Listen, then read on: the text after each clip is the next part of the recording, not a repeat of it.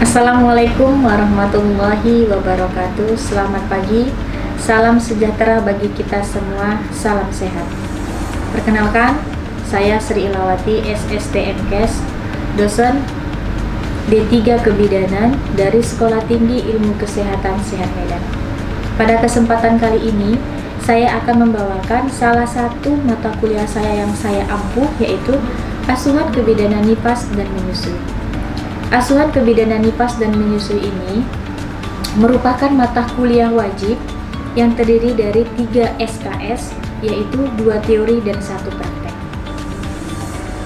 Adapun deskripsi mata kuliah Asuhan Kebidanan dan Menyusui ini yaitu mata kuliah ini memberikan kemampuan untuk melaksanakan asuhan kebidanan nifas dan menyusui dengan pendekatan manajemen konsep-konsep sikap dan keterampilan.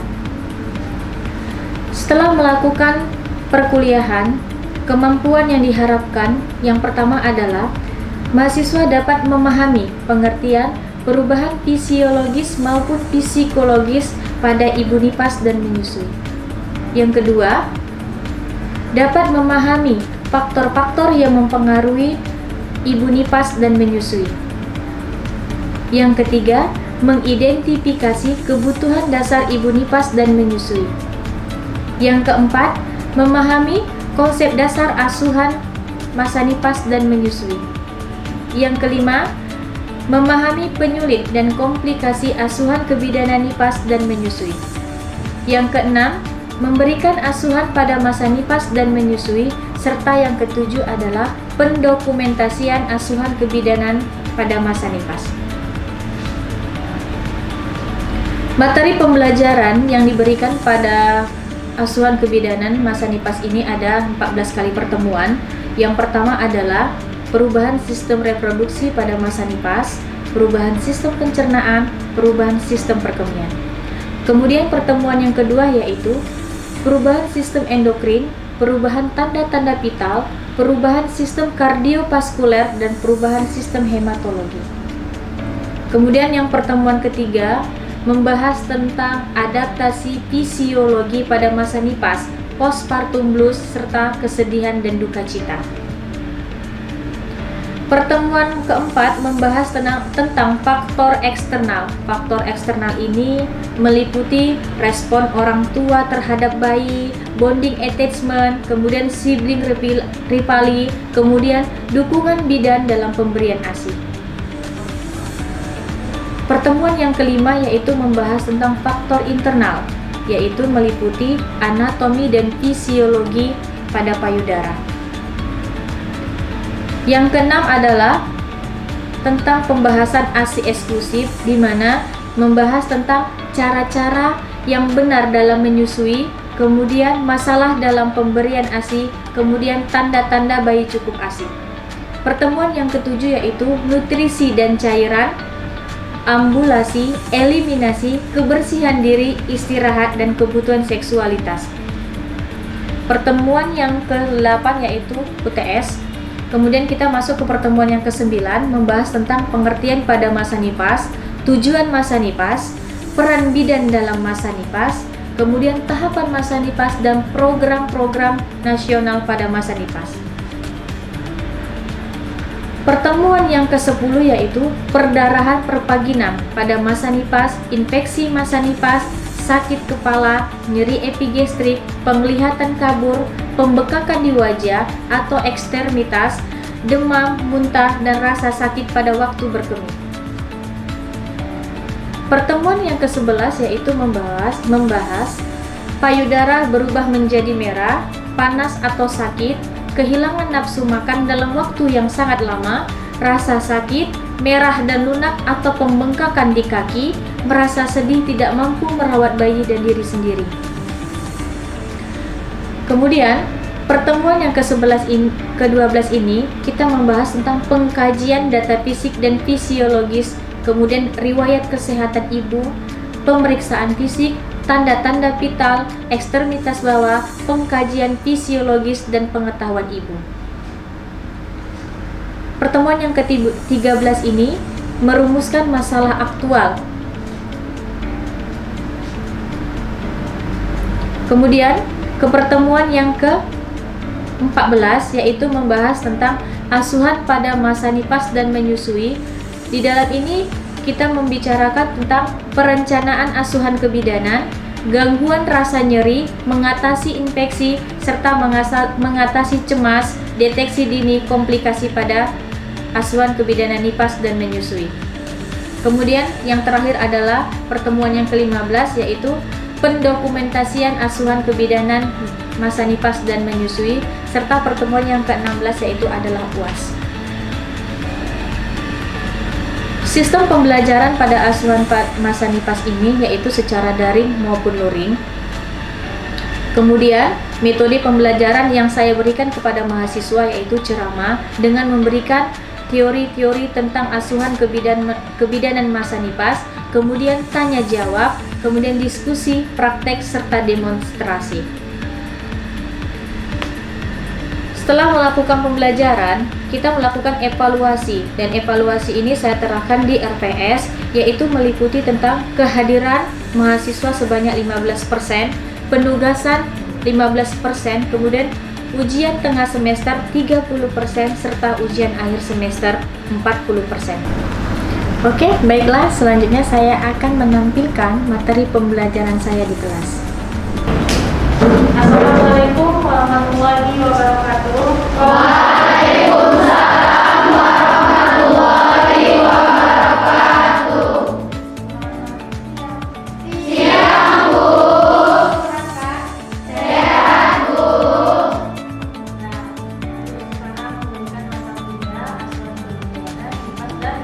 Kayak biasanya kan? Ya, Bu. Sebelumnya Ibu mata kuliahnya ini kan sudah Ibu ajarkan tentang apa? Anatomi Payudara. Siapa yang tahu anatomi payudara? Saya, Bu. Anatomi payudara pertama yang merupakan sekumpulan kelenjar kulit yang berfungsi menghasilkan air susu. Bagian-bagian dari mamai yaitu dinding dada, stroma, lobulus, usus, areola, kulit, dan kelenjar getah bening. Jadi sebelum kita memasuki pelajaran tentang ASI, kita belajar dulu tentang anatomi payudara. Salah satunya kita harus tahu tuh papili mamainya mana, areola mamainya mana, kemudian fungsi dari payudara itu sendiri kita juga harus tahu. Sekarang Ibu akan mengajarkan tentang ASI. Sebelumnya kan Ibu sudah ngasih tahu kan, pertemuan selanjutnya akan Ibu baca tentang ASI eksklusif, tentang ASI, ya kan? Ya, Bu. Ini Ibu akan menjelaskan apa sih sebenarnya ASI eksklusif. Sebelum kita masuk ke tentang ASI eksklusif, kita harus tahu dulu apa sebenarnya ASI, ya kan? Ya, Bu.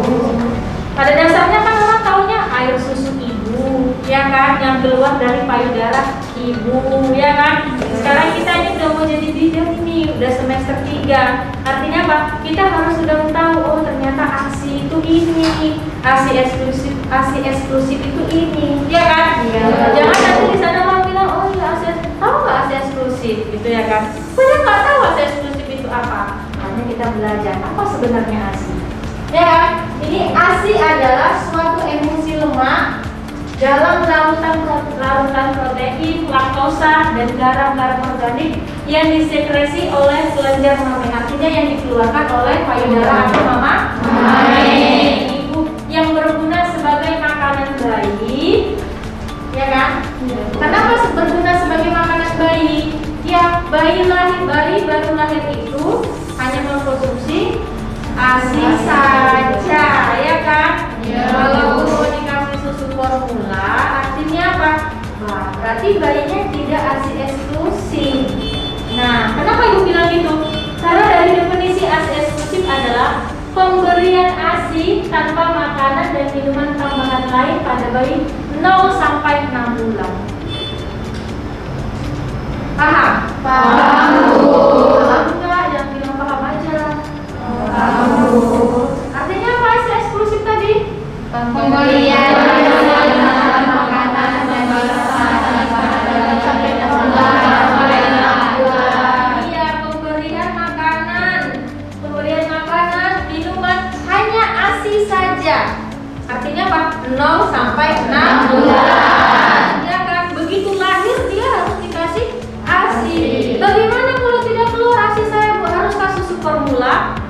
jadilah pejuang-pejuang ASI kalau ibu ini, ya kan? Kita kontraknya perempuan juga dikasih payudara, kita rawat, kemudian kalau kita lagi hamil juga harus ada perawatan payudara. Untuknya apa? Untuk persiapan ASI untuk buah hati kita. Jangan cuma aja tuh nanti saya kasih aja susu formula, ya? Jangan, kalau bisa jangan.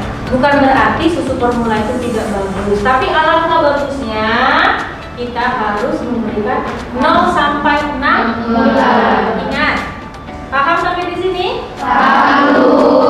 Berarti ASI sudah tahu, ASI eksklusif juga sudah tahu.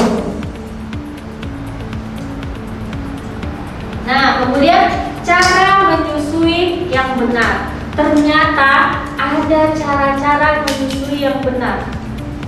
Padahal kita tahu untuk menyusui itu yang penting bayinya nempel, iya kan?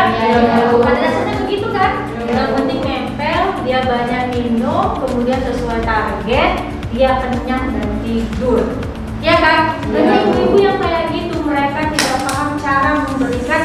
Sebenarnya yang benar itu bagaimana sih pemberian ASI? Makanya banyak yang gagal, ada komunikasi. Nanti kita belajar apa sih sebenarnya yang terjadi kalau seandainya pemberian ASI-nya itu tidak benar. Bukan berarti bayinya sakit atau bagaimana, tidak. Hanya saja mungkin nanti kurang, ya. Kenapa ibu tunjukkan gambar? Kira-kira dari dua gambar tersebut mana yang lebih tepat untuk menyusui? Sebelah sini apa sebelah sini? Kanan. Siapa yang bilang kanan? Kiri. Siapa yang bilang kiri? Kalau hadapan ibu ini kanan apa kiri? Kanan. Siapa yang bilang kanan? Tunjuk tangan. Alasannya apa yang bilang kanan? Yang bilang kiri siapa? Berarti belum paham ini. Kenapa sih yang kanan, kenapa sih yang kiri? Karena lebih dekat dulu. Tidak, ini kan ada areola mama yang hitam-hitam ini. Tahu kan? Ada nggak tadi? Hitam-hitam itu. Bayi itu harus masuk, jangan dimunculkan saja kalau nenek. Ya kan? Iya, Bu. Jangan di papilenya aja. Nanti papilenya bisa lupa ibu. Ya? Jadi harus masukkan. Ajarkan. Bukan berarti, nak kamu harus begini. Tidak. Ya kan? Nah, masukkan dulu. Lihat sampai mana dia perlekatannya. Inilah. Jangan ibu tunggu nanti lepas. Ya kan? Iya, Bu. Paham? Tahu. Sampai sini ada yang mau bertanya? Ada yang mau bertanya tentang gambarnya? Nah, kita lanjut ya. Iya, Bu. Nah, ini tadi macam-macam posisi, banyak kan? Banyak kan posisinya. Nah, ini ada posisi yang duduk, ya kan? Ini juga, ya kan? Tapi posisi anaknya diperhatikan berbeda kan? Beda. Nah, kemudian ini juga, beda kan? Beda, Bu. Ini tuh bayi kembar, beda nggak? Beda. Sama. Ini duduk. Ini agak setengah duduk, ya kan? Biasanya ibu-ibu yang masih sakit gitu ya kan? Nah, bukan malas ya. Ini ada yang berbaring. Nah, ini biasanya anaknya udah laksa. Kenapa saya bilang gitu? Ya kan? Berdasarkan pengalaman saya. Ya kan? Ada nggak adanya yang nyusunya kayak gini? Ada. Ya kan? Ponakannya. Kira-kira ada kayak gini? Ada, Bu. Bentuknya yang aneh-aneh ada nggak kalau anaknya udah laksa? Ada, Bu. Ya kan? Nah, jadi inilah macam-macam posisi menyusui. Bukan hanya setengah duduk, bukan hanya berbaring atau tidur ya. Tapi ada beberapa macam. Soalnya kan kalau ibunya pejuang ASI, anaknya kembar pun dia harus berusaha ASI. ASI itu manfaatnya banyak. Selain untuk perekonomian, lebih praktis, ya kan? Di mana-mana bisa dibawa, nggak mesti bawa air panas, ya kan? Iya, Bu. Anaknya bayinya nangis tinggal bukanya, ya kan? Iya. Coba kalau lihat susu formula, bawa botol, ya enggak? Iya. Bawa air panas, ya enggak? Iya. Bawa susu. Jadi apa? Ibu-ibu bener, ya kan? Pegang apa? Pegang tas, sana kemari kanan kiri tas. Coba kalau ASI, tidak. Selain hemat enggak? Hemat. Jadi panduannya 0 sampai 6 bulan, ya kan? Hemat kita dikasih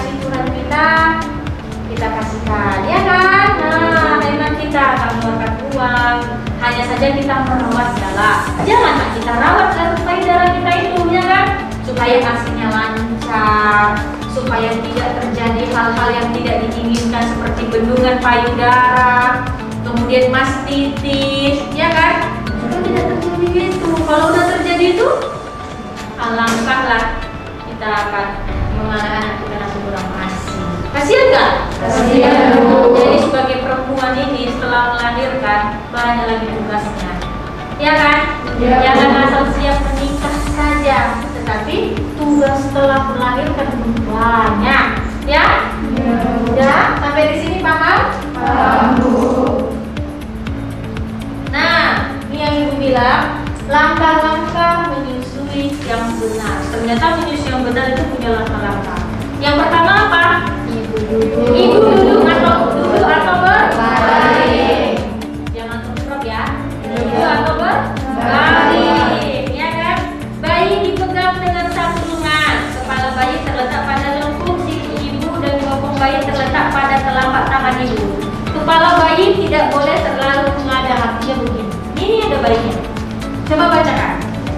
Ibu duduk menghadap bayi santai. Bayi kan, anak kan? Ini bayi, ya kan? Ya kan? Nah, terus. Lambung siku ibu mana? Ini kan? Ini kan? Bukannya di sini, tapi ini. Ingat ya, ini. Kemudian, ini sebenarnya hal-hal yang sepele, tapi kadang-kadang diabaikan, ya. Jadi kita harus ulang-ulang. Nah, bayi dipegang dengan satu lengan kepala bayi terletak pada lengkung siku ibu dan bokong bayi terletak pada telapak tangan ibu. Kepala bayi tidak boleh terkena kali. Nggak boleh begini sekali, ya kan? Harus begini ya. Nah, terus apa lagi juga baca? Satu tangan bayi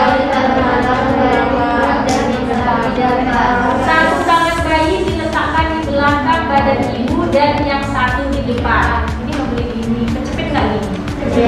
Lagian bayinya nanti gak nyampe, ya kan? Tapi kalau menyusui maknya di sana, kakaknya atau ibunya, tantenya, ini kan nyusui. Kecuali bayinya sudah lancar, ya kan? Ini kan adik. Ya. Sampai di sini. Kemudian perut bayi menempel pada ibu, kepala bayi menghadap ke payudara, tidak hanya membelokkan kepala bayi. Nah, perut bayi menempel pada badan ibu. Ini, ya, bukan menempel kemari. Ingat, kalau begini langsung, gila nanti, ya kan? Itu nempel, ya? Paham sampai di sini? Paham, Bu. Telinga dan lengan bayi terletak pada satu garis lurus. Ini kan, telinganya itu. Paham sampai di sini? Paham, Bu. Ibu menatap bayi dengan penuh kasih sayang. Jangan dirimu nanti begitu menyusui bayi, kau pegang handphone, ya kan? Sambil melihat. Nggak boleh ya. Kenapa yang kamu itu dengan penuh kasih sayang? Ya kan? Kau sayang saya. Betul nggak? Ya, Bu. Ya, tentang ini zaman now harus di TikTok kan? Ya? Nggak usah. Artinya apa? Kalau kamu ikatan antara ibu dan anak itu sudah begini ya? Paham? Paham? Paham, Bu. Kalau bilang, begitu. Jangan begitu kalau ngasih tahu sama temennya atau saudaranya atau tantenya, ya kan? Jangan kalau begitu tante. Masa masih nyusuin adik pakai handphone, ya kan? Sampai sini paham? Paham, Bu. Paham ya? Paham, Bu. Betul. Betul. Tanya? Nah, insya Allah jawabannya. Nah, kemudian, nggak boleh ya?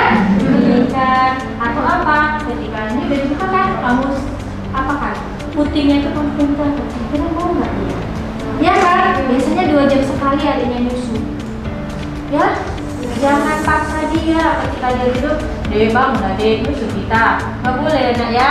Jangan aja. Kira-kira mau nggak dibuka mulutnya? Ya? Paham? Paham, Bu. Jangan paham dulu. Insya Allah lagi. Ya kan? Ini dia. Nah.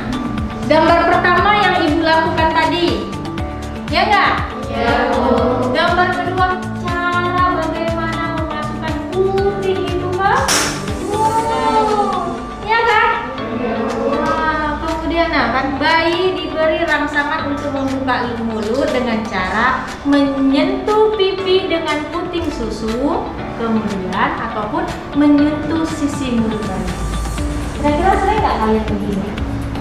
Kalau ada ponakan atau adik kalian yang masih bayi, sering kan? Terbuka nggak dia? Iya. Gitu kan? Iya. Terbuka dia kan? Gini-gini dia kan?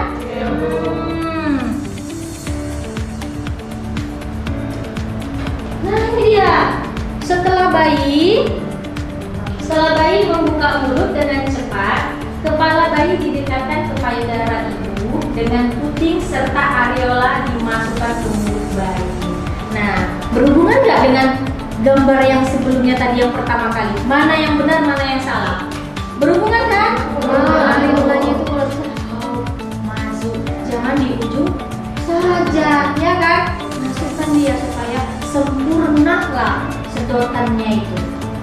Kemudian usahakan sebagian besar areola dapat masuk ke dalam mulut bayi sehingga puting susu berada di bawah langit-langit dan lidah bayi akan menekan ASI keluar dari tempat penampungan ASI yang terletak di bawah areola. Artinya apa? Tadi kan anatominya kita sudah belajar kan? Masuklah dia, areolanya itu agak dimasukkan supaya dia akan disedot biar lebih cepat keluarnya, biar enak dia menyusui itu.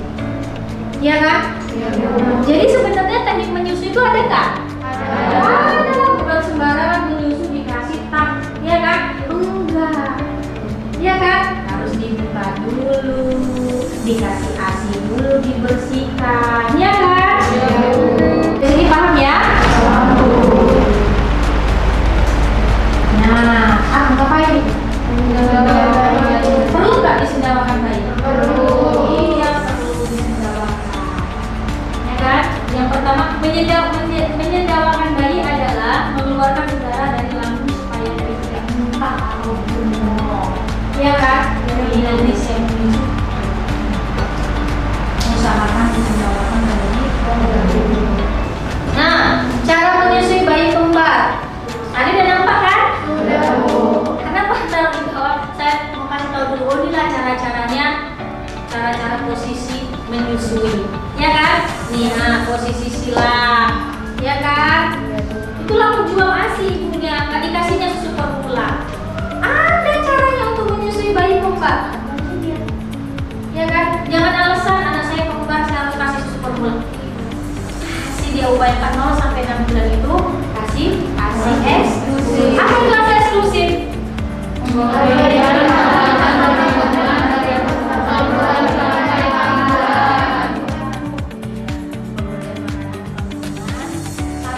ada tambahan itu 0 sampai 6 bulan.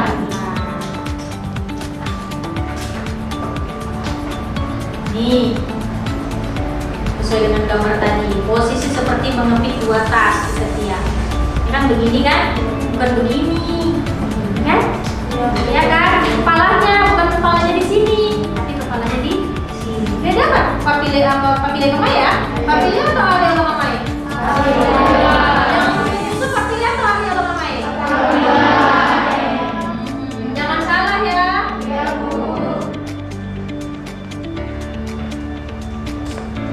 Sampai di sini paham? Ada pertanyaan? Ada Bu, Ya? kan ada nih Bu, dia modelnya yang susu itu tapi di model simpan Bu, keras dulu disimpan, apa kan isinya masih sama yang masih baru. Komposisi bijinya sebenarnya masih sama, dimasukkan di kulkas kan? Iya, biasanya itu ibu bekerja kan? Iya masih. Nggak mungkin yang kamu simpan A berganti jadi B, ya kan? Dia bertahannya berapa hari? Maksudnya gimana? Bertahan ASI itu Ibu. Tergantung penyimpanan ASI itu di freezer kah atau hanya di tempat penyimpanan biasa. Biasanya kalau di freezer itu sampai sekitar 6 bulan. Tapi bagus ya penyimpanannya, sesuai dengan prosedur, ya kan? Kalau enggak nanti akan berubah warna, ya sebenarnya, ya kan? Komposisinya bagaimana? Komposisinya tetap sama dengan nasi, cuma mungkin hanya saja kalau begini kan dia langsung apa yang kita makan langsung dikasihnya, ya? Nah, jadi kalau untuk komposisi tetap sama ya, dari A nggak bisa jadi ganti B, bisa terjadi bendungan payudara loh, bisa terjadi abses loh, bisa terjadi mastitis loh, sakit nak, beneran sakit. sampai di sini? Ada yang mau ditanya? Iya Bu, saya Bu, izin ya Bu. Iya, siapa namanya? Zaitun Azizura Bu. Zaitun. Kenapa Zaitun? Gini Bu, kadang kan bayi itu nggak suka dengan ASI, nggak suka dengan Kan dia masih bayi, takutnya nanti bermasalah dengan pencernaannya, ya kan? Takutnya nanti dia itu yang ditakutkan. Iya. Kenapa kalau ASI enggak? ASI di situlah antibody, di situlah vitamin. Kalau air gula sudah yakin pemberiannya secara baik dan benar. Yang tadi tentang masalah ASI, saya tutup ya. Iya, Bu. Assalamualaikum warahmatullahi wabarakatuh. Selamat sore.